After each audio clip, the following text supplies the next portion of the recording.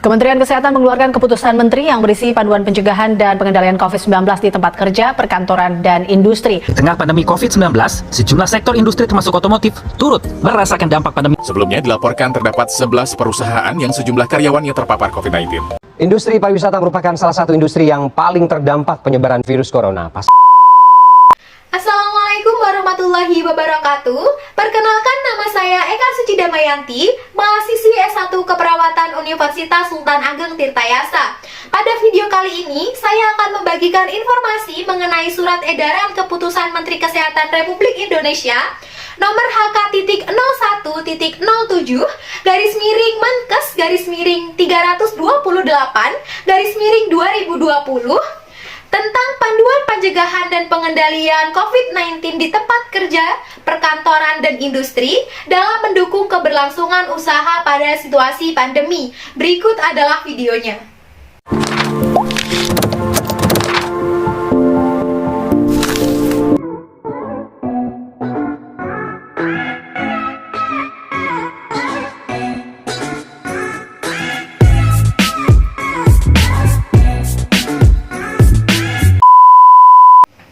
Assalamualaikum warahmatullahi wabarakatuh. Perkenalkan Pak, Bu, nama saya Eka Suci Damayanti, mahasiswi S1 Keperawatan Universitas Sultan Ageng Tirtayasa. Sebelumnya dengan Bapak dan Ibu siapa?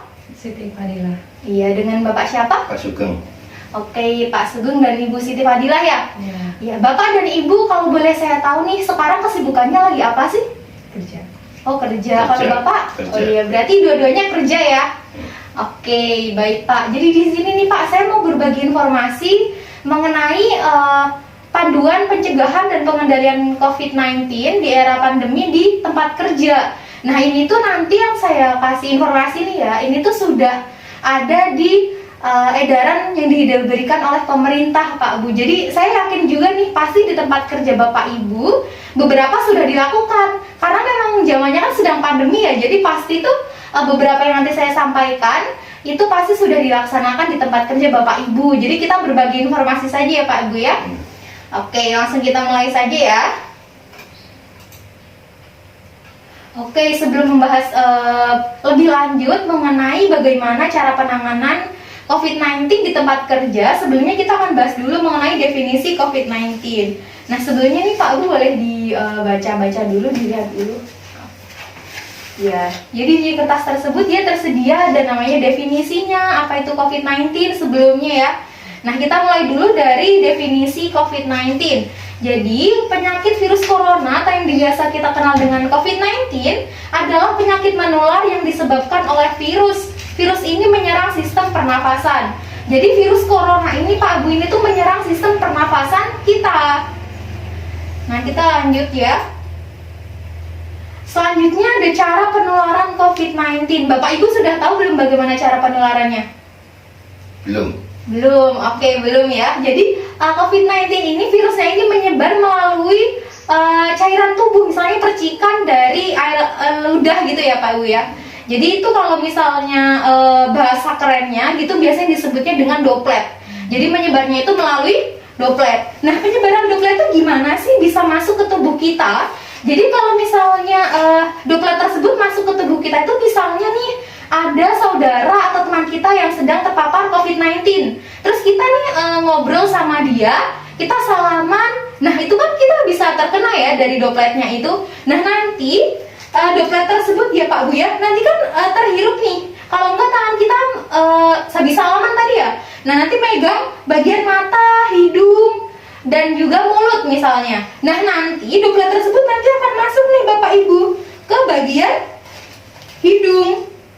Nah, dari hidung ini nanti si virus corona ini nanti dia akan masuk lebih ke dalam sistem pernafasan, lalu dia akan sampai ke daerah tenggorokan. Nah, di tenggorokan ini nanti dia bisa berkembang. Nah, kalau misal dia berkembang, biasanya nanti gejala yang muncul itu seperti batuk. Itu kan kalau misalnya orang terkena COVID-19 seperti ya gejalanya ya. Jadi nanti batuk seperti itu. Nah, kalau misalnya dia sudah berkembang biak di tenggorokan, nanti dia juga bisa lanjut lebih dalam lagi ke daerah paru-paru. Nah, ini paru-paru ya Pak Bu ya, ada 2. Nah, di paru-paru ini nanti ada seperti balon-balon udara di dalamnya. Biasanya disebutnya alveolus, tapi orang-orang kenal ini dengan sebutan balon-balon udara. Nah, di balon udara nanti di daerah paru-paru tersebut ya, itu dia bisa berkembang biak lagi. Jadi nanti gejala yang muncul dari COVID-19 itu nanti lebih parah. Lebih parah misalnya apa tuh? Nanti ada namanya penyakit pneumonia. Jadi itu tuh di gelembung udara tadi ya, itu tuh ada cairannya. Nah, itu nanti lebih parah lagi ya. Nah, selanjutnya kita akan membahas mengapa tempat kerja ini bisa menjadi salah satu fokus dari penyebaran COVID-19. Nah, di tempat kerja ini ya Pak Bu ya, kenapa sih di tempat kerja itu bisa jadi fokus utama penyebaran COVID-19? Karena di tempat kerja itu kan orang-orang berkumpul ya Pak Bu ya, di tempat yang sama, di ruangan yang sama, dengan jumlah orang yang banyak. Makanya itu bisa menjadi salah satu indikasi di mana COVID-19 ini menyebar. Selanjutnya, nah, tujuan dari pencegahan pengendalian COVID-19 atau tujuan pemerintah mengeluarkan surat edaran ini adalah supaya nih di tempat kerja ini tidak terjadi penyebaran yang lebih luas. Karena kalau misalnya industri di tempat kerja gitu ya Bu ya, di pabrik atau di pertokoan itu kan tidak bisa dihentikan. Karena nanti kalau misal dihentikan kan ekonominya nanti jadi terhambat ya. Iya. Nah, selanjutnya kita masuk ke inti pembahasan kita, yaitu mengenai bagaimana cara pencegahan dan pengendalian COVID-19 di tempat kerja. Sebelumnya nih Pak Bu, saya punya, sudah saya print out kan ya peraturan pemerintah mengenai cara penanggulangan COVID-19 di tempat kerja. Silahkan Pak Bu. Ya, silahkan Pak Bu.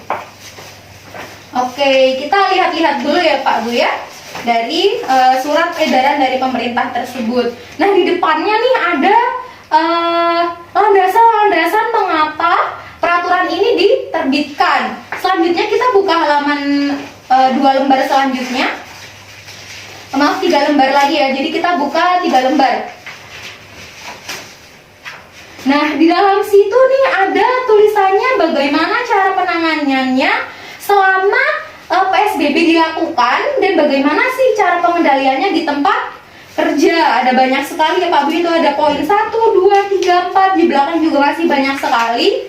Nah, supaya lebih mudah memahami dari surat edaran ini saya punya seperti istilahnya tabel checklist gitu ya, lebih mudah dipahami ini Pak Bu, coba. Ya, maaf ya. Ini, Pak. Oke, kita akan isi bersama-sama sekaligus nanti kita memahami poinnya satu persatu. Ini pulpennya Bu. Iya, silakan Pak. Oke, jadi langsung kita mulai saja ya. Pertama silakan diisi dulu namanya ya Pak Bu ya.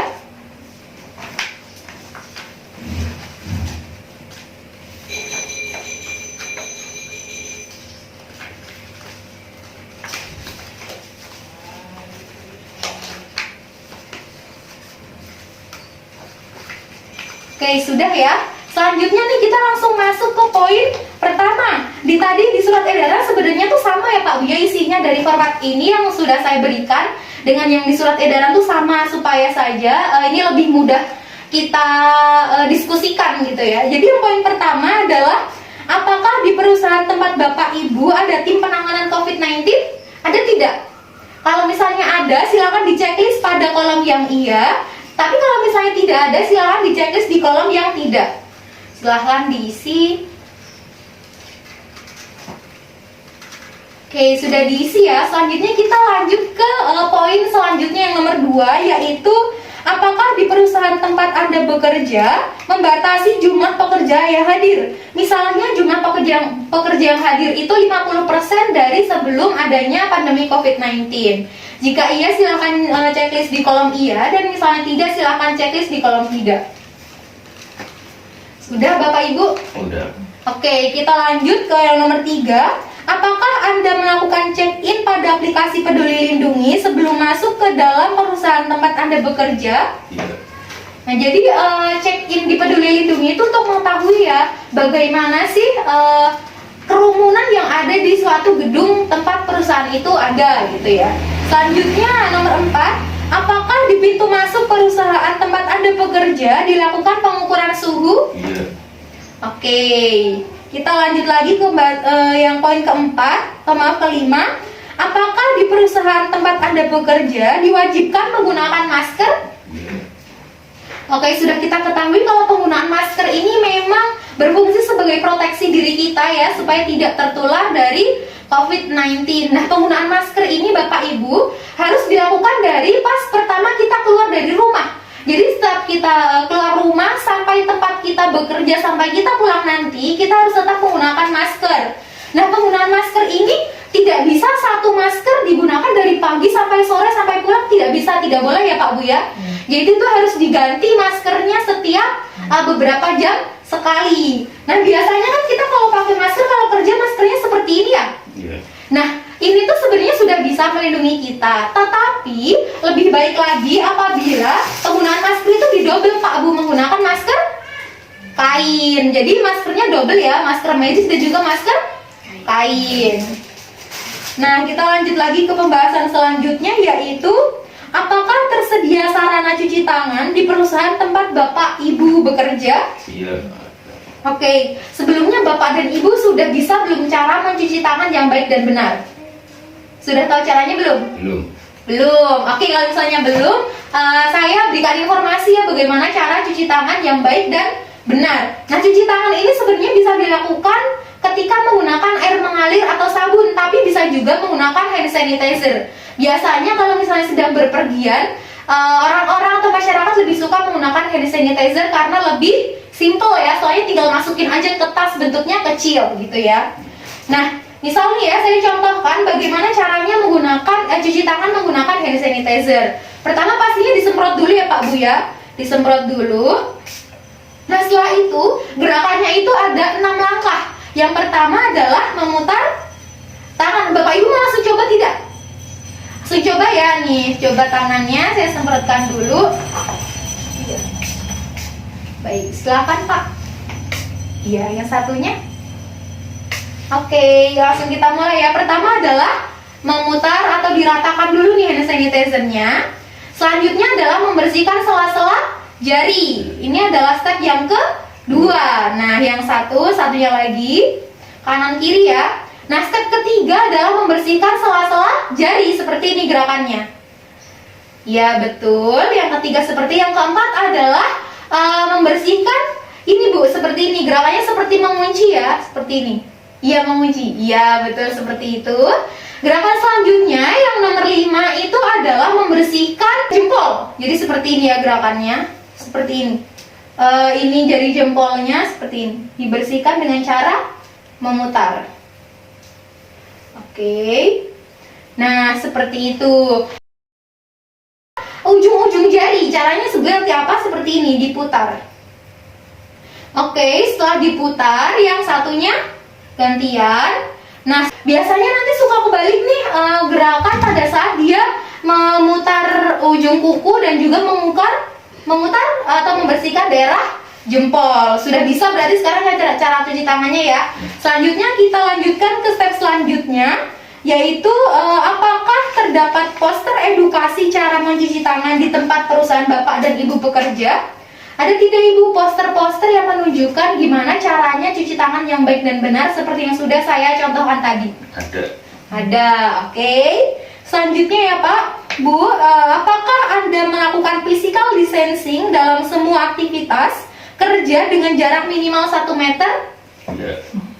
Oke, nah physical distancing ini berfungsi supaya ketika misalnya ada sesuatu yang mengharuskan kita berinteraksi dengan orang lain, itu masih ada jarak antara satu orang dan satu orang lainnya, sehingga COVID-19 ini lebih bisa dicegah. Selanjutnya ada, apakah Anda tahu bagaimana etika batuk yang benar? Tahu.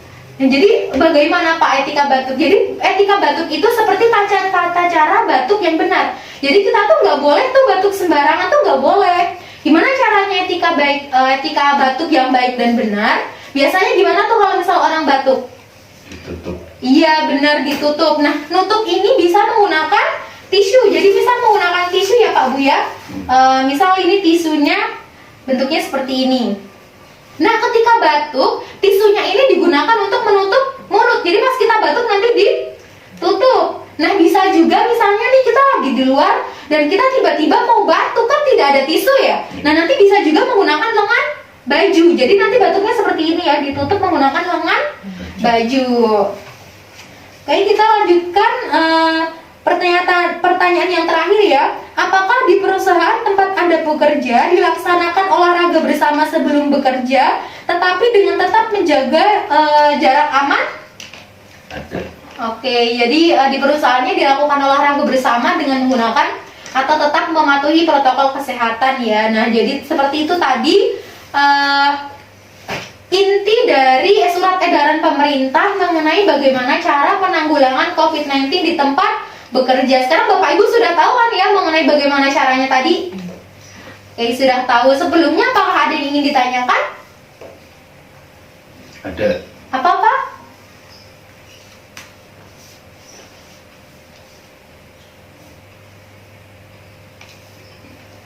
Kalau batuknya berdahak gimana itu ya? Oke, kalau misalnya batuknya berdahak gimana gitu ya. Hmm. Nah, misalnya batuknya berdahak, kalau misal di rumah kan gampang langsung ke kamar mandi ya Pak ya. Iya. Nah, kalau misal di tempat umum bagaimana nih gitu. Kalau misalnya batuk berdahak dan seperti ingin keluar ya dahaknya, itu kita bisa juga pertama pasti mencari kamar mandi terdekat nih untuk mengeluarkan dahaknya ya. Nah, tapi misalnya nih kamar mandinya juga nggak ada gitu ya. Kita nggak boleh tuh Pak buang dahak sembarangan misalnya di jalan. Pas lagi naik motor berhenti terus buang dahak sembarangan, tidak boleh ya. Nah, kalau misalnya nih kita kepepet banget nih mau mengeluarkan dahaknya, dahak itu nanti bisa dikeluarkan melalui kantong plastik ya Pak ya. Jadi nanti dahaknya itu dibatukan di dalam kantong plastik. Jangan lupa nanti sehabis batuk itu juga mencuci tangan gitu. Apakah masih ada yang ingin ditanyakan? Sudah tidak ada ya.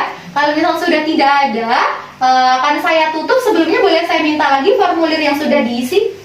Oke, formulirnya saja, minumnya tidak usah. Iya, baik. Terima kasih Bapak Ibu atas kerjasamanya ya. Semoga pandemi COVID-19 segera berakhir.